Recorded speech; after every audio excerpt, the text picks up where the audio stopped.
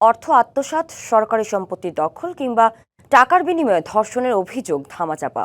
এহেন কোনো অপকর্ম নেই যেখানে নাম জড়ায়নি নরসিংদীর রায়পুরা উপজেলার সরকারি আদিয়াবাদ ইসলামিয়া উচ্চ বিদ্যালয় ও কলেজের অধ্যক্ষ নূর সাখাওয়াত হোসেন মিয়ার। অভিযোগের প্রমাণ মেলায় হন সাময়িক বরখাস্ত। তবে এতসব কাণ্ডের পরও এই শিক্ষককে পুনরায় প্রতিষ্ঠানে ফেরানোয় ক্ষোভে ফুঁসছে স্থানীয়রা। নরসিংদীর রায়পুরা উপজেলার সরকারি আদিয়াবাদ ইসলামিয়া উচ্চ বিদ্যালয় ও কলেজ ২০০৫ সালে শিক্ষা প্রতিষ্ঠানটির অধ্যক্ষের চেয়ারে বসেন নূর সাখাওয়াত হোসেন মিয়া। এরপর অর্থ আত্মসাৎ, ঘুষ বাণিজ্য, সরকারি সম্পত্তি দখল ও ধর্ষণের মতো ঘটনা ধামাচাপা দেওয়ার মতো গুরুতর অভিযোগ ওঠে তার বিরুদ্ধে। তবে আওয়ামী লীগ ঘনিষ্ঠ হওয়ায় ভয়ে মুখ খুলেনি কেউ। পরিস্থিতি পাল্টে যায় ২৪-এর গণ-অভ্যুত্থানের পর। সাখাওয়াত হোসেন আত্মগোপনে গেলে বিচারের দাবিতে উত্তাল হয় রাজপথ। এরপরই তদন্তে নামে মাধ্যমিক ও উচ্চশিক্ষা অধিদপ্তর।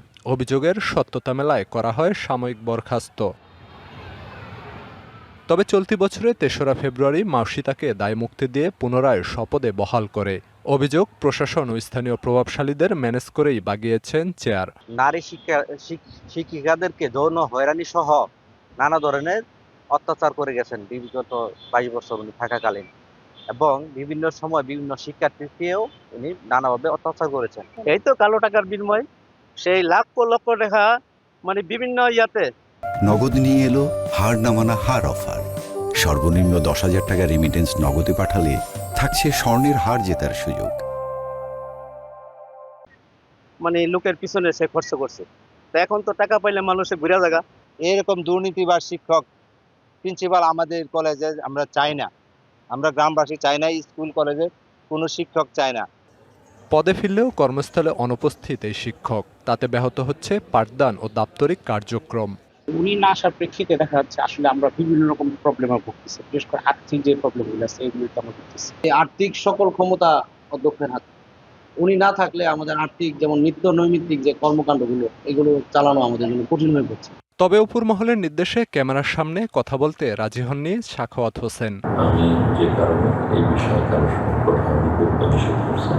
মাউসির নির্দেশেই তাকে পুনরায় বহাল করা হয়েছে, জানালেন উপজেলা নির্বাহী কর্মকর্তা।